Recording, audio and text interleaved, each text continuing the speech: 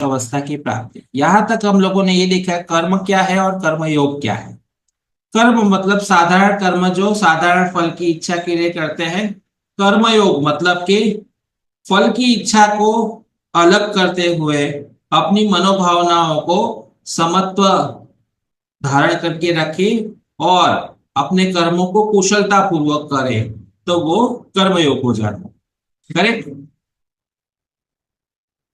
तो कर्मयोग का उद्देश्य श्रेष्ठ कर्मों को करते हुए सर्वोच्च अवस्थाओं की प्राप्ति। श्रेष्ठ कर्म मतलब कि प्रखर स्वास्थ्य आध्यात्मिक स्वास्थ्य प्राप्त करने के लिए विशिष्ट प्रकार का शारीरिक और मानसिक क्रियाओं का आग्रह है ना।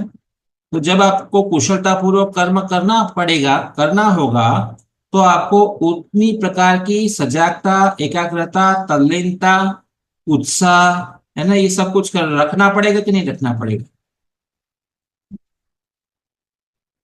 तो प्रखर आध्यात्मिक स्वास्थ्य प्राप्त करने के लिए क्या प्रखर आध्यात्मिक स्वास्थ्य है?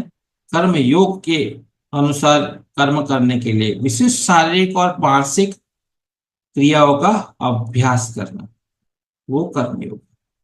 कर्मयोग की साधना अपने कर्तव्य कर्म को करते हुए फल की इच्छा का त्याग कर मुक्ति की प्राप्ति करवाता है ना।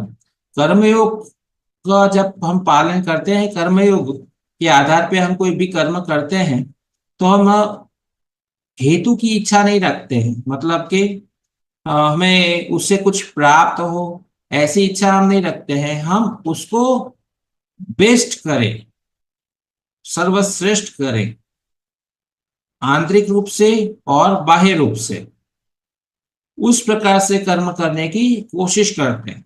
फिर जो होता है वो, जो होना है वो हो। इसीलिए कर्म करते वक्त कभी संशय मत कीजिए।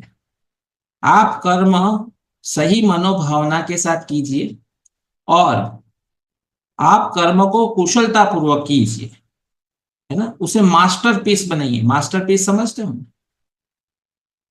मास्टरपीस बनाइए उसे। फिर जो होगा सो होगा,